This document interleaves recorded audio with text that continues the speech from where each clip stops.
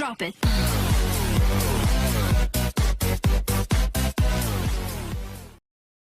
Oke, video kali ini saya akan membahas bagaimana cara menghitung sudut jurusan. Apa sih menghitung sudut jurusan itu? Nah, sudut jurusan ini juga bisa kita sebut dengan azimut. Jurusan atau azimut adalah sudut yang diukur searah jarum jam dari sembarang meridian acuan. Azimut berkisar antara 0 derajat sampai 360 derajat dan tidak memerlukan huruf-huruf untuk menunjukkan kuadran. Nah, maksudnya apa? Tidak memerlukan huruf-huruf untuk menunjukkan kuadran.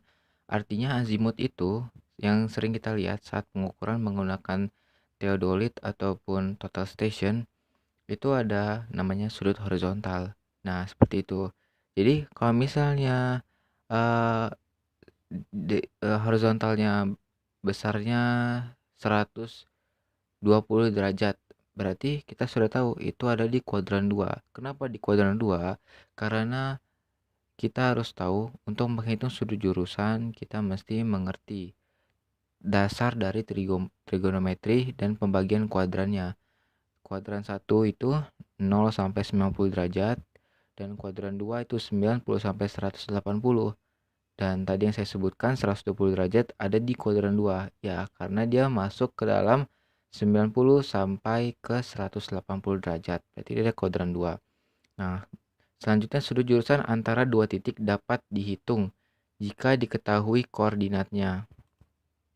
Ya, video ini berhubungan dengan video sebelumnya.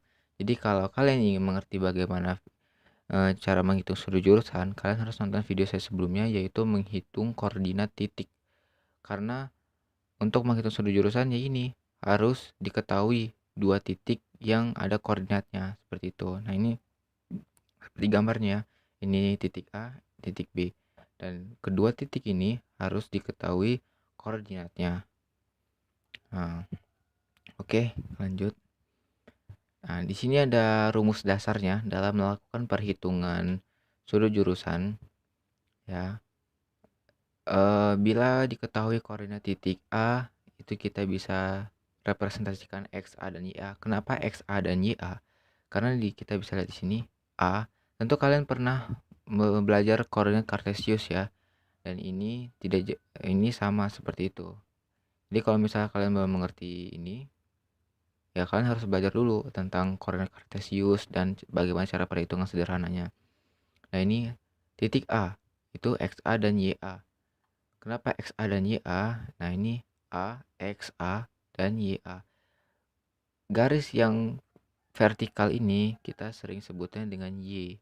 Dan garis yang horizontal ini kita sebut dengan X.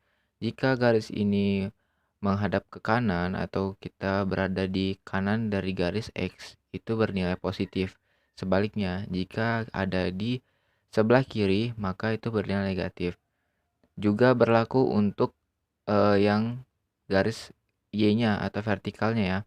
Kalau ke atas dia positif, kalau ke bawah dia negatif. Nanti akan saya tunjukkan tentang pembagian kuadran dan aturan-aturannya. Dan di sini ada hitunglah sudut jurusan A ke B atau yang disebut dengan alfa AB. Rumusnya adalah tangen alfa AB sama dengan XB dikurang XA per YB dikurang YA. Kita harus ingat bahwa XB min XA per YB min YA mempunyai tanda positif atau negatif. Ya, yang saya jelaskan tadi ya.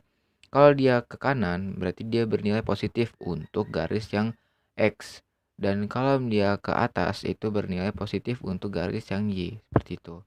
Dan menurut saya kalian semua sudah tahu ya tentang koordinat Kartesius seperti ini. Nah, ini adalah pembagian kuadran yang saya sebutkan tadi. Di kuadran 1 itu bisa kalian lihat ya. Di kuadran 1 semuanya berlaku positif. Maksudnya apa? Di kuadran 1 semua subjek entah itu sin, cos, tan, kotangen, kosekan dan yang lainnya itu bernilai positif. Semuanya positif untuk di kuadran 1. Dan di kuadran 2 yang bernilai positif hanya sin dan cos yang bernilai positif. Jadi selain dengan sin dan cos itu bernilai negatif. Nah, nanti kuadran ini pembagian kuadran dan aturannya akan sangat berguna dan harus kalian hafal dalam perhitungan sudut jurusan. Nah, begitu juga kuadran 3 dan kuadran 4. Tan dan kotan yang bernilai plus, dan kuadran 4 cos dan secant yang bernilai plus. Nah, jadi maka harus diperhatikan dan ini juga harus dihafal ya. Yang kedua ini harus dihafal. Kuadran 1 itu bernilai positif. Nah, maksudnya apa ini? Positif adalah ya, yang di atas ini X dan di bawah ini Y. Jadi kuadran 1 itu bernilai positif, dan positif ke atas. X-nya positif, Y-nya positif. Maka terbentuk kuadran 1. Nah, gimana kalau kuadran 3? Kuadran 3 bernilai negatif. Lihat di sini ya. Kuadran 3 bernilai negatif. Yang di atas itu X, ingat ya. Yang di bawah itu adalah Y. Dan berlaku juga untuk kuadran 2 dan kuadran 4. Bisa dihafal di sini ya. Dan bisa kita kira-kira aja. Kuadran 1, kuadran 2, kuadran 3 itu bernilai apa. Nah, tentu ada aturan lagi dari setiap kuadran. Jika kuadran 1 alfa AB sama dengan alfa. Alfa ini, yang dimaksud alfa ini adalah sudut jurusan yang setelah kita hitung menggunakan rumus ini. Nanti kita akan coba dengan contoh soal ya. Nah, seperti ini.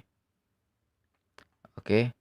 Dan untuk kuadran 2 itu alfa AB sama dengan 180 derajat dikurang dengan alfa. Alfa adalah hasil dari ini yang saya katakan tadi ya. Dan kuadran 3, kuadran 4 seperti itu.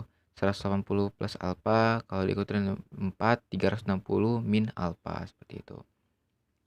Oke, kita masuk ke contoh soal. Diketahui koordinat titik A sama dengan XA sebagai berikut, dan koordinat titik B sebagai berikut ya. Jadi kita langsung menghitung sudut jurusannya. Diminta hitunglah sudut jurusan AB sama dengan alfa AB. Sudut jurusan itu bisa kita sebut dengan alfa ya. Nah, seperti ini kira-kira gambarnya. Ini A, ini B. Diminta sudut jurusannya, berarti ke sini. Dari utara ke B ini. Oke. Nah, kita harus ingat lagi rumusnya apa tadi? Yaitu rumusnya tangen alfa AB sama dengan XB dikurang XA per YB dikurang YA. Dan kita harus ingat bahwa XB min XA per YB min YA, rumus tadi mempunyai tanda positif atau tanda negatif. Karena ini mempengaruhi untuk hukum dari kuadran yang tadi saya sudah perlihatkan ya. Nah, seperti ini.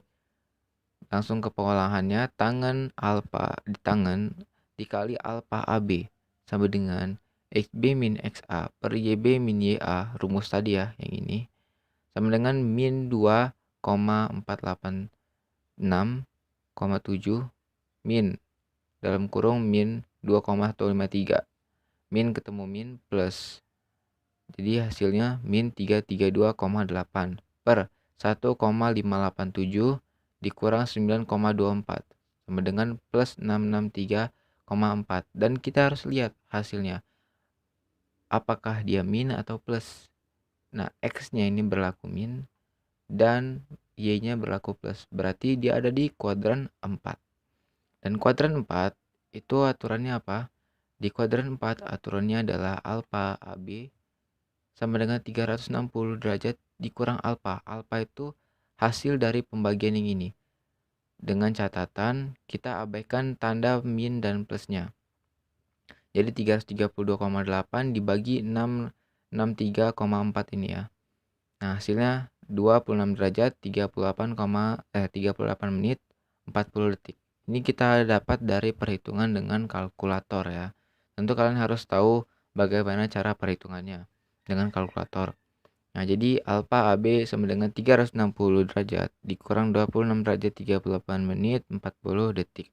Hasilnya sama dengan 333 derajat 21 menit 20 detik. Nah, seperti ini. Sederhana ya. Saya kira ini cukup mudah untuk kalian bisa latihan dan coba-coba lagi. Nanti bisa saya berikan contoh soal yang lain kalau misalnya kalian masih kebingungan ya. Dan untuk video kali ini mungkin cukup sampai di sini, karena ini cukup mudah untuk menghitung sudut jurusan ya. Syaratnya adalah diketahui kedua koordinat dari titik yang mau kita hitung, sudut azimutnya seperti itu. Dan ini A dan ini B ya. Ini contoh soalnya. Dan ingat lagi bahwa hasilnya kita lihat harus tandanya toka plus plus, min min, min plus. Nah, nanti ada berlaku kuadrannya. Di kuadran ini ada lagi aturannya, alfa HB sama dengan berapa, berapa, berapa. Nah, ini harus dihafal ya. Dan tentang studi jurusan ini menurut saya sudah cukup, dan kalian bisa ulang-ulang video saya sampai kalian bisa mengerti gitu. Oke. Tunggu video saya selanjutnya. Kemungkinan saya akan membuat video bagaimana cara menghitung jarak datar ya. Ini jarak mendatar dari kedua titik. Oke. Oke, sekian video kali ini. Tunggu video saya selanjutnya. Jangan lupa like, share, and subscribe. Terima kasih. Assalamualaikum warahmatullahi wabarakatuh.